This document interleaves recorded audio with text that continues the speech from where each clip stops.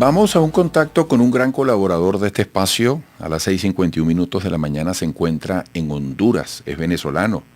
Luis Enrique Gabasut, se escribe con B pequeña, Z y T al final. Es economista, investigador en ciencias sociales. Luis Enrique, como siempre, muy agradecidos contigo. Buenos días. Muy buenos días, Eduardo. El placer es todo mío. Un saludo para ti, para la prestigiosa audiencia de Unión Radio y de A Tiempo, por supuesto. Gracias. Luis Enrique, como punto de partida te propongo, para el análisis que solicitamos de ti hoy, retomemos las declaraciones del presidente Maduro cuando afirmaba que el crecimiento económico en Venezuela supera expectativas del Fondo Monetario Internacional y la CEPAL. Y después entras tú con tu lectura. El Fondo Monetario Internacional decía, más o menos estimaba un 4% de crecimiento este año. Ya es mucho decir que lo diga el Fondo Monetario. Por favor. ¿Ah? Qué desprestigio para nosotros. ¿Ah? La CEPAL, que sí es una institución muy respetada, hablaba de 4.5. Resulta que el primer semestre fue 8.7. Luis Enrique, desde tu lectura personal, ¿cómo contextualizas estas cifras, las estimaciones del FMI, de la CEPAL y la interpretación que hace el presidente? Sí, bueno, indiscutiblemente que la cifra habla como dato, pues como hecho tangible, ¿no? Las estimaciones tanto del Fondo Monetario Internacional como de la CEPAL subestimaron, normalmente uno esperaría que fuese por una pequeña cantidad, ¿no? Décimas, pero en este caso pues fue una subestimación bastante significativa de prácticamente el doble, ¿no? En ambos casos. Entonces, eso indica la pujanza, la fortaleza que tiene el crecimiento económico en Venezuela de varios trimestres para acá acumulados. El presidente mencionó 13 trimestres consecutivos de crecimiento del Producto Interno Bruto ininterrumpido, y coincide con algo que era muy previsible, un enorme efecto rebote de la economía venezolana una vez que finalizase la terrible hiperinflación que por 4 años, de 2017 a 2021, aquejó a nuestra economía, ¿no? Entonces, claro, al terminar esa terrible barrera macroeconómica que teníamos para poder crecer y para poder desarrollar todas las variables de la economía, pues se dispara, ¿no? Y ocurriendo fenómenos interesantes en este caso, que es lo que más a mí me interesa destacar también en relación a ese fenómeno, es que no es un crecimiento o sea, no es un retorno al mismo tipo de crecimiento del Producto Interno Bruto que había anteriormente en la economía venezolana. Aun cuando el petróleo, los hidrocarburos, sigue siendo un motor fundamental de nuestra economía, sin embargo, su papel en ese sentido es cada vez más relativamente menor en comparación con otros sectores que están también pujando mucho y teniendo incidencia, cosa que no ocurría anteriormente en nuestra economía, ¿no? Por ejemplo, el sector primario agrícola, que en estos momentos exhibe características de milagro económico por las cifras que está mostrando, por la pujanza, incluso generando excedentes de exportación, proveyendo al abastecimiento prácticamente al 100% del mercado nacional en cuanto a las necesidades básicas alimentarias. Y eso, bueno, eso es algo que no ocurría en nuestra economía, en nuestro modelo anterior, que era exclusivamente rentista, parasitario, dependiente del petróleo, ¿no? Esto, de igual manera, todo lo que ha ocurrido con la efervescencia del sector emprendedor, del emprendedurismo familiar, personal, familiar, micro y pequeño, en Venezuela, muy especialmente a través de la nueva economía digital, todas las formas posibles de generación de ingresos a través de Internet y de las redes sociales. Y bueno, eso dice mucho de la resiliencia de la economía venezolana y del pueblo venezolano para resistir toda esa debacle económica que experimentamos, y al mismo tiempo son muy buenas señales de esperanza para el futuro de nuestra economía. Amigos, estamos conversando con Luis Enrique Cavazut desde Honduras, economista venezolano e investigador en ciencias sociales. Luis Enrique, dentro de esta dinámica que has descrito, porque precisamente te iba a preguntar cómo leer dónde está la fuerza que impulsa ese crecimiento económico. De alguna manera lo acabas de citar. Pero fíjate, estamos en un momento políticamente difícil, con alta influencia de decisiones que se puedan tomar desde afuera.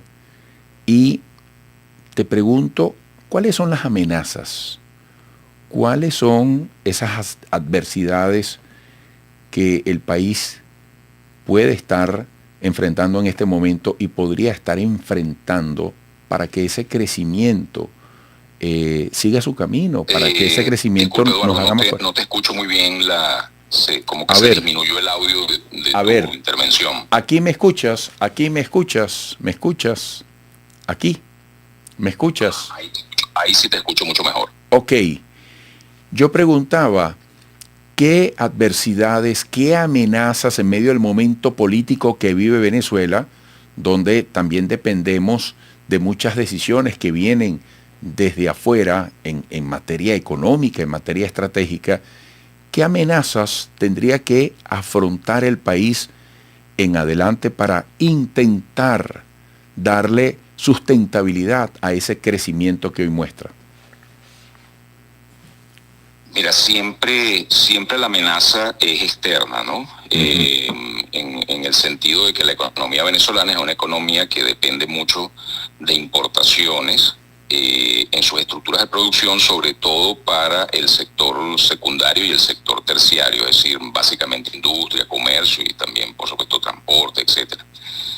Ya no tanto en el sector agrícola, ¿no? Porque justamente políticas como la generación de semillas y de genética nacional, la generación de urea y de agroinsumos nacionales, eso hace que las cadenas de dependencia de insumos del sector primario, el sector agrícola, haya disminuido muchísimo, es decir, nos volvemos cada vez más independientes en ese segmento de la economía. Y algo así es lo que debería idealmente ocurrir en el caso del sector secundario, el sector terciario, industria, comercio, etcétera. Pero lamentablemente no ha ocurrido todavía, porque Venezuela no es un país que tenga un desarrollo de capacidades propias de ciencia y tecnología que le permita hacer eso. Entonces necesitamos importar todas esas tecnologías, partes, piezas, componentes, maquinarias, incluso materias primas intermedias. Venezuela tiene una deuda grande con su propia economía en relación a la instalación de una red fuerte de industrias intermedias que provean las materias primas intermedias que insuman la industria nacional, ¿no? Bueno, pero hasta tanto eso no ocurra, dependemos de esas importaciones, y en esa medida somos dependientes del sector externo y de la generación de divisas. Entonces, cualquier cosa que ocurra con el flujo, la interrupción del flujo de divisas, bien sea en ese flujo o bien sea en el valor, en el tipo de cambio de la moneda, en el valor de la divisa, pues evidentemente va a afectar la economía venezolana. Entonces, todo lo que ocurra desde el punto de vista de decisiones de inversión, de decisiones de interrumpir esos flujos o de depreciación o de inducir depreciaciones, como ocurrió acá en el origen de la crisis cambiaria y la inflacionaria que tuvimos, que tuvo mucho que ver con factores geopolíticos, con factores de decisiones más allá de la mera racionalidad económica, ¿no? Eso lo que en su momento investigamos y denominamos como guerra económica, que también tenía otras múltiples aristas de concertación o de ponerse de acuerdo diferentes agentes económicos importantes de relevancia acá en el país para tomar acciones en el ámbito económico que no obedecen a la racionalidad de riesgo-rendimiento, de ganancia, etcétera, ¿no? Sino a una racionalidad política. Ahora, Venezuela ha desarrollado capacidades defensivas importantes en ese sentido.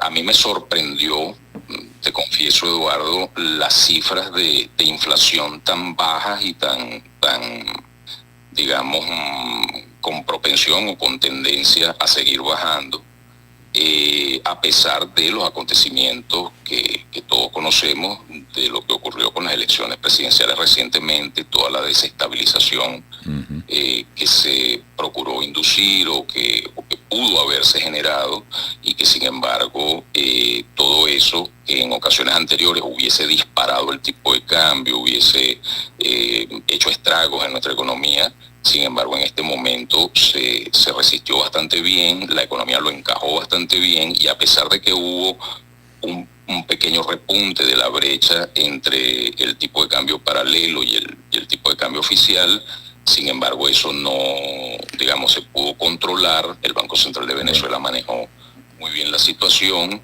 y la sensación de estabilidad que tiene el país, también por factores importantes que han influido en esa sensación, en ese clima de estabilidad económica, de tranquilidad para el inversionista, esa percepción de que el riesgo de una desestabilización no es tan alto como algunos quisieran o aparentasen. Han incidido mucho elementos como el BRICS, el espaldarazo que el BRICS le ha dado a Venezuela, incluso con amplias posibilidades de que Venezuela se incorpore al BRICS ahora mismo en la reunión de octubre.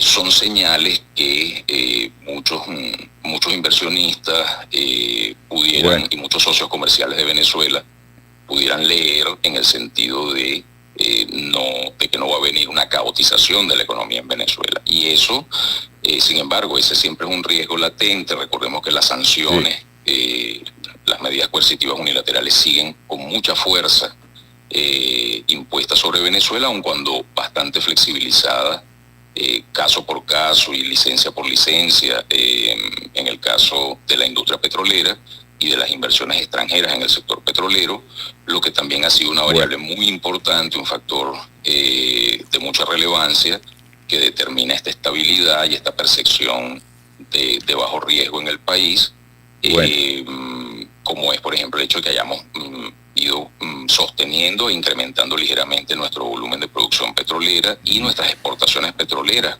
convirtiéndose Venezuela incluso en el más reciente mes, con cifras oficiales reportadas, en el cuarto proveedor de petróleo, de importaciones de petróleo en los Estados Unidos. Una cosa que sorprende, dada la estructura de sanciones y la línea dura diplomática que sostiene, es geopolítica, que sostiene Washington en contra de Venezuela. Entonces son un conjunto de factores que están allí, que son amenazas indiscutiblemente, sobre todo la influencia de Estados Unidos a aceptar un modelo que es un modelo económico que ni afecta a los intereses del pueblo de Estados Unidos, ni de los empresarios en Estados Unidos, ni del gobierno de los Estados Unidos. Lo que ocurre es que ahí el problema es geopolítico. Estados Unidos no admite, no tolera que un país de su esfera, que ellos consideran de su esfera de control e influencia, su patio trasero, según la doctrina Monroe, tenga relaciones tan estrechas con el bloque euroasiático, ¿no? Con China, con Rusia y con otros países del bloque euroasiático, que son el enemigo estratégico, geopolítico y económico que Estados Unidos y sus aliados perciben en este mundo de hoy día. Luis Enrique, agradecido. Lástima que no tenemos más tiempo, pero fue muy importante lo que nos has dejado. Un fuerte abrazo. Un fuerte abrazo, Eduardo. Gracias. Luis Enrique Cavazut, economista e investigador en ciencias sociales.